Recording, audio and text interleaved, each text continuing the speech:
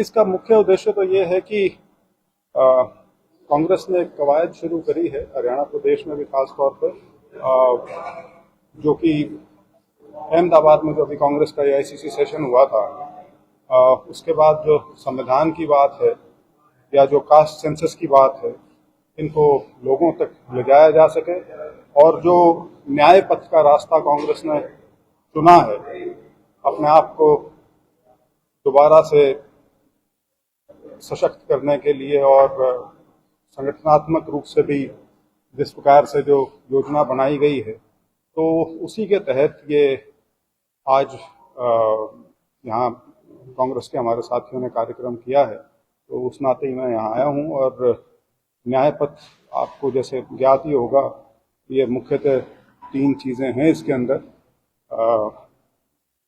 तो संघर्ष, समर्पण और संकल्प, तो वो लेके आगे बढ़ने का प्रयास है। वो ज़रूर है कि क्योंकि अक्टूबर में चुनाव के नतीजे आए थे, तो एक प्रकार का ठहराव सा भी बना हुआ था, तो इसी नाते पार्टी की गतिविधि भी आगे बढ़े, यही प्रयास है।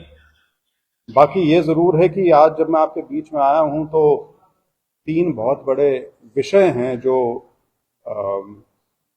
जिनमें से आप ये तीनों को कह सकते हैं कि राष्ट्रीय स्तर के मुद्दे हैं जो हमारे सामने आज हैं।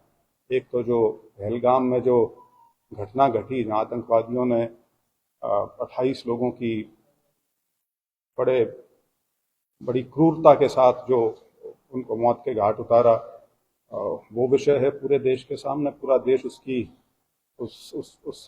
एक माहौल पूरे देश के अंदर बना हुआ है कि न्याय मिलना चाहिए और जिन्होंने इस बर्बरता को अंजाम दिया है उनके खिलाफ कार्रवाई हो और ऐसी कार्रवाई हो जिससे इस प्रकार की घटना दोबारा ना हो, उसको सुनिश्चित किया जा सके। दूसरा बहुत बड़ा मुद्दा जो खास तौर पे पिछले कुछ समय से विशेष तौर पे राहुल गांधी जी, जिसका कोई भी मंच हो, कहीं पर भी हो, वो जो मुख्य 2 बिंदु थे उनमें एक तो संविधान की रक्षा और दूसरा कास्ट सेंसस। तो कास्ट सेंसस के लिए भारत सरकार ने अपना मत रखा है और कहा है कि अब जो सेंसस होगा तो उसमें जो जातिगत गणना है वो भी उसका हिस्सा होगा। तो उसका हम पार्टी के नाते स्वागत करते हैं। और तीसरा मुद्दा मैं राष्ट्रीय इसलिए कह रहा हूँ कि जहाँ भी एक प्रदेश से ज़्यादा प्रदेशों का कोई मुद्दा हो जाए वो अपने आप राष्ट्रीय मुद्दा हो जाता है, लेकिन दुर्भाग्य की बात यह है कि ये मुद्दा भी ऐसा हो रहा है जैसे इंटरनेशनल बॉर्डर का कोई मुद्दा हो, जो हरियाणा पंजाब का जो पानी का जो मुद्दा है। और ये मुद्दा मैंने आम तौर पर देखा है कि एक तरह की बस राजनीति होके और ये रह जाता है। और अभी भी ऐसा लग रहा है जैसे तो पंजाब सरकार जो है वो अपनी नाकामी को छुपाने के लिए एक बिना बात में एक मुद्दे को आगे बढ़ाया उन्होंने, जिस प्रकार से वो अपने प्रदेश में अपनी स्थिति को किसी तरह से संभाल सके। खैर जो भी है, लेकिन ये 3 मुद्दे हैं जो आज के दिन विशेष तौर पर जिनसे पूरे देश का ध्यान इनकी ओर। संविधान बचाओ कमेटी और रैलियों के लिए कमेटियां बनाई गई हैं, उससे जींद से आपको चेयरमैन ना बना के सतपाल ब्रह्मचारी जी को बनाया गया है। क्या गुटबाजी का शिकार है अभी? नहीं, वो तो शायद इसलिए होगा क्योंकि वो सांसद हैं और मौजूदा सांसद हैं और जींद के 5 में से 3 असेंबली कॉन्स्टिट्यूंसीज जो हैं वो उनकी लोकसभा में पड़ते हैं। और तो उसमें कोई किसी प्रकार की राजनीति नहीं है। ये अब कुछ ही कहें, पहला दायित्व तो उन्हीं का बनेगा जो चुने हुए हैं, या उसमें चुने हुए लोकसभा के एमपी हैं या चुने हुए आपके एमएलएज हैं। तो स्वाभाविक सी चीज़ है, तरजीह मिलती है, तो उसमें राजनीति की कोई बात नहीं। इसमें पूरी पार्टी इकट्ठा होकर इस चीज़ को आगे बढ़ाएगी। कांग्रेस संगठन तो नहीं बना पा रही, आपके पोस्टर में भी कुछ चेहरे नहीं नजर आ रहे हैं, उसका क्या कारण? नहीं, चेहरे तो जी अब संगठन ही नहीं है तो फिलहाल किसका चेहरा आप डालोगे? तो वो तो जब कोई जिले पे या ब्लॉक लेवल पे या कॉन्स्टिट्यूएंसी लेवल पे अगर कोई संगठन हो तो उसको एक रूपरेखा प्रदान की जा सकती है। अन्यथा जो जैसा अपना प्रयास कर रहा है पार्टी की लाइन आगे बढ़ाने में, तो सबका स्वागत है। तो बिना संगठन कैसे लड़ाई लड़ेंगे सर? कांग्रेस की एक खूबी हमेशा ये रही है कि कांग्रेस काडर बेस्ड पार्टी नहीं रही। इसको आप एक स्तर पर कमजोर भी मान सकते हैं, एक स्तर पर आप इसको उसकी मजबूती भी मान सकते हो, क्योंकि कांग्रेस जो है वो एक एक मूवमेंट से उभरी हुई पार्टी है। तो समय समय पर अलग अलग इसका संगठन भी जो है अलग अलग रूप लेता है। लेकिन ये बात मैं आपकी इस बात से सहमत हूं कि ये जो 11-12 साल से हरियाणा में विशेष तौर पर जो संगठन नहीं बना प्रदेश स्तर के नीचे, जिला स्तर पे और उसके नीचे, इसका खामियाजा हमने भुगता है, चुनावी तौर पे ही भुगता है। तो वहां तक तो मैं सहमत हूं कि संगठन जितना जल्दी अब इसके ऊपर कार्रवाई करके एक स्ट्रक्चर अगर बनाया जाए, जिस प्रकार से अहमदाबाद के सेशन में कहा भी गया है, उसको जितना जल्दी करें सभी के लिए बेहतर होगा। सर, आपने कही कि 3 ऐसे मुद्दे हैं उनको लेकर कांग्रेस का किस तरह का स्टैंड रहे। बहुत बड़े मुद्दे हैं, अगर कांग्रेस विपक्ष के तौर पर अच्छी भूमिका निभाती है तो उसके लिए किस तरह की तैयारी? देखिए, एक चीज आपने भी देखी होगी, जो सर्वदलीय बैठक हुई दिल्ली में पहलगाम हमले के बाद, जिस प्रकार से पूरे विपक्ष ने सरकार को अनकंडीशनली अपनी सपोर्ट दी है कि जो भी फैसला सरकार इस संदर्भ में लेगी वो उसके साथ है। तो ये एक बहुत बड़ी एक सार्थक चीज है कि कम से कम पूरे देश को एक प्लेटफॉर्म पे लाके खड़ा किया गया है, जिसमें किसी प्रकार का ना तो मतभेद है ना विरोधाभास है। सवाल बहुत हैं जो पूछे जा सकते हैं, लेकिन फिलहाल उन सबको पीछे रखा गया है। और जो एक न्याय की जो मांग है उसको आगे रखा गया है, और उसके लिए सरकार को भरपूर तरीके से सभी पार्टियों ने अपना समर्थन दिया है। तो उस नाते अब ये सरकार के ऊपर है कि वो क्या करेंगे। मैं बिल्कुल इस चीज के पक्ष में नहीं हूं कि बदला आज ही लो और 2 दिन में लो या हफ्ते में लो। सरकार ने जो भी कार्रवाई करनी है, यदि उसके अंदर हमारी आर्म्ड फोर्सेस इन्वॉल्व होंगी तो स्वाभाविक सी चीज है, वो जो ग्राउंड के जो फैसले हैं, समय क्या होगा, किस प्रकार से किया जाएगा, उसका निर्धारण वो करेंगे। और जो भी कार्रवाई हो वो सोची समझी हो, लेकिन इतनी प्रभावी जरूर हो कि पाकिस्तान की तरफ से इस प्रकार की जो हरकतें रेगुलर बेसिस पे की जाती हैं उसकी दोबारा से पुनरावृत्ति ना हो। वो मानना तो बहुत मुश्किल है कि ऐसी कोई चीज हो सकती है कि पूरी तरह से हम उनको रोक पाएं, लेकिन प्रयास यही हो कि जो डिटरेंस हो, जो एक्शन हो, दोबारा वो ऐसा कुछ करें उसके बारे में 100 बार सोचें। क्योंकि पीछे भी कई बार कार्रवाई की गई है, लेकिन ऐसा लगता है कि शायद पाकिस्तान ने उनसे सबक नहीं सीखा या पर्याप्त नहीं पाया। तो उम्मीद है कि इस बार की जो कार्रवाई होगी वो ऐसी होगी जो जिससे आगे ऐसी कार्रवाई ना हो, ऐसी घटनाएं ना घटें। तो मारे गए लोगों को शहीद का दर्जा देने की बात कही जा रही है, आप क्या सोचते हैं? देखिए, शहादत जो है वो टेक्निकली तो जो यूनिफॉर्म्ड फोर्सेस के लोग हैं सिर्फ उनके लिए होती है, तो मैं उस बहस में नहीं पड़ना चाहता। शहीद तो यदि हमारे किसी जवान की नॉर्मल ड्यूटी करते हुए मौत हो जाती है,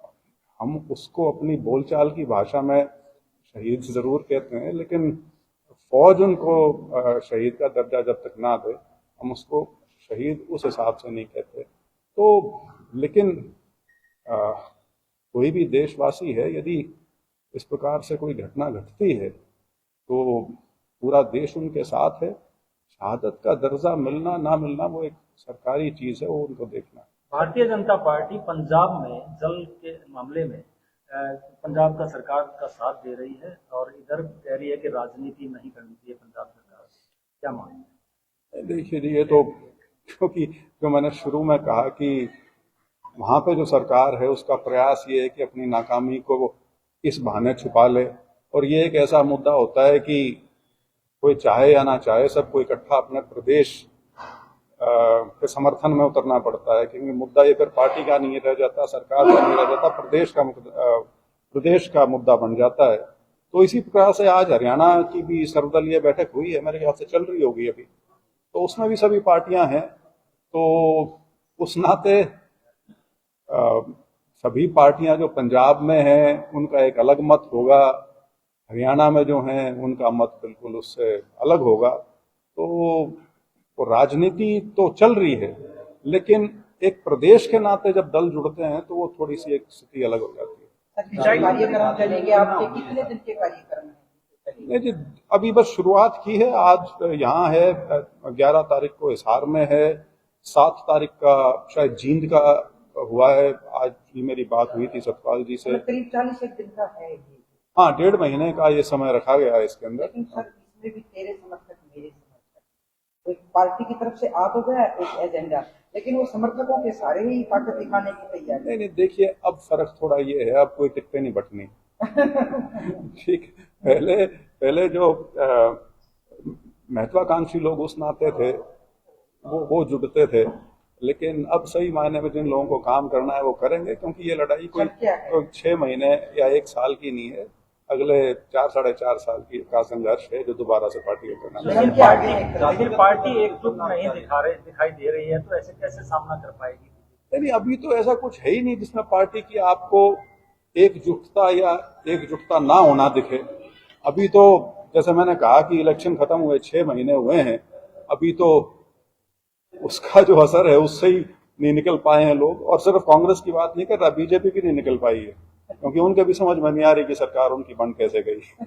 तो लेकिन हाँ, ये बात है कि मैं इस बात से सहमत हूँ, संगठन बनना चाहिए, जितना जल्दी बन जाए उतना बेहतर है।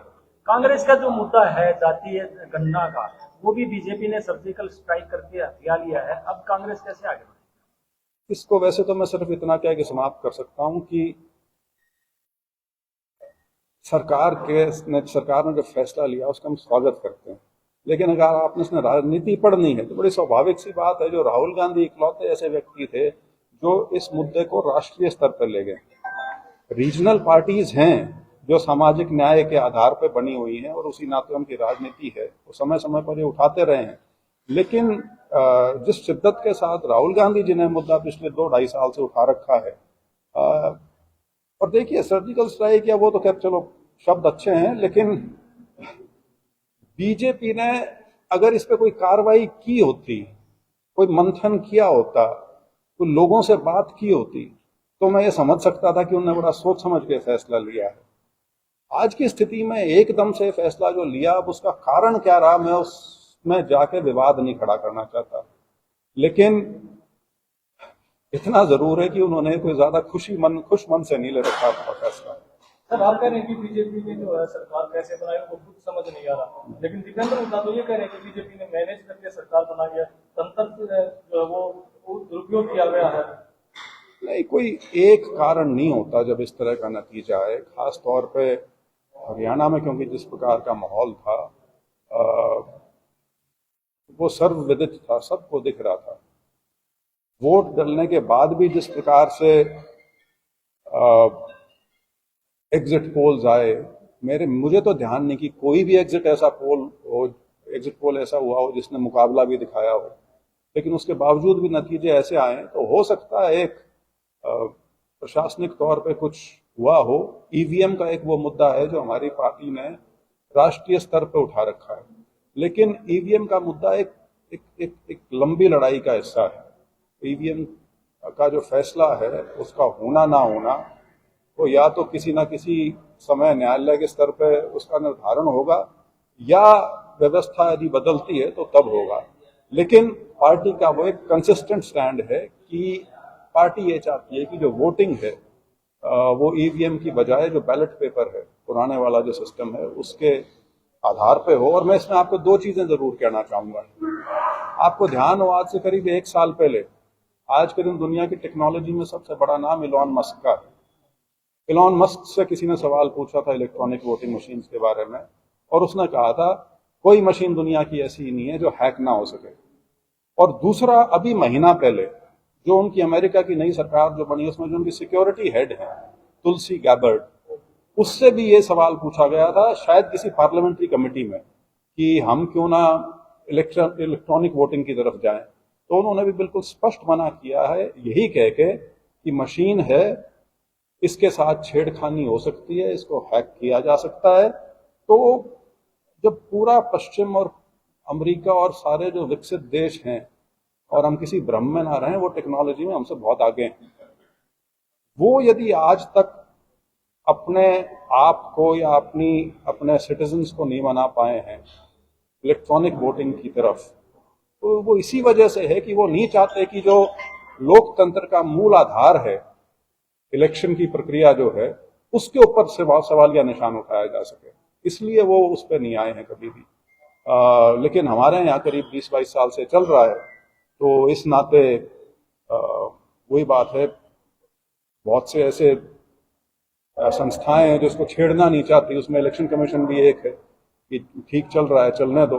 लेकिन हमारी पार्टी का बिल्कुल ये मत है कि ईवीएम की बजाय हमें जो बैलेट पेपर की जो वोटिंग है उस पर जाना चाहिए। आप खुद प्रशासनिक अधिकारी रहे हैं, अभी हरियाणा में सोशल मीडिया पे एक बहुत गर्म मुद्दा है, बीजेपी नेता द्वारा एक पुलिस अधिकारी से माफी सरेआम मंगवाई गई, आप क्या कहें? निंदनीय है। मतलब किसी भी, देखिए प्रशासन का, चाहे प्रशासन सिविल एडमिनिस्ट्रेशन हो या पुलिस एडमिनिस्ट्रेशन हो, प्रशासन सिर्फ कानून कायदे और डंडे से नहीं चलता, प्रशासन का एक इकबाल होता है।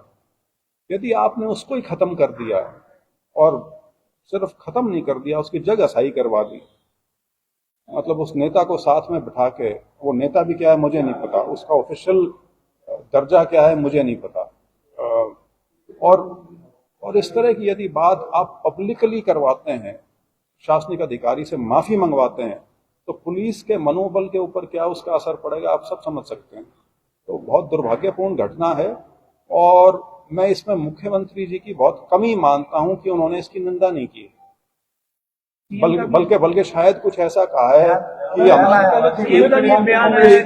पहले वाले तो कमीज उतार के और धूप में खड़ा, यार ये छोटी बातें करने लग रहे हैं। मतलब इतनी बड़ी घटना हुई है, आपके पार्टी का नेता साथ में बैठ के उस डीएसपी लेवल के आदमी से माफी मंगवाई जा रही है, और इसमें आप मान के चलिए डीएसपी पब्लिक अपॉलॉजी टीवी के सामने यदि कर रहा है, तो वो बहुत भारी दबाव में किया गया है, बिल्कुल ऊपर के स्तर तक उसको निर्देश गया होगा जब इस प्रकार की अपॉलॉजी उसने दी है। तो बहुत बहुत दुर्भाग्यपूर्ण है, और किसी भी प्रदेश के प्रशासन को सुचारू रूप से चलाने के लिए इस प्रकार की घटना बहुत उसमें बाधा डाल सकती है। ये न्याय पथ यात्रा कब तक चलने वाली है, और क्या इसमें कैबिनेट चेयरमैन जो कमेटी चेयरमैन जो है वो भी शामिल होंगे? अभी तो देखिए जी, ये करीब 1.5 महीने का ये करीब प्रोग्राम बनाया गया है, तो इसमें सारे ही जुड़ेंगे धीरे धीरे, बिल्कुल। लेकिन ये सिर्फ 1.5 महीने का तो एक वो कह लीजिए शुरुआत है, ये सफर तो लंबा, ये सिर्फ 1.5 महीने पे खत्म नहीं होना। कांग्रेस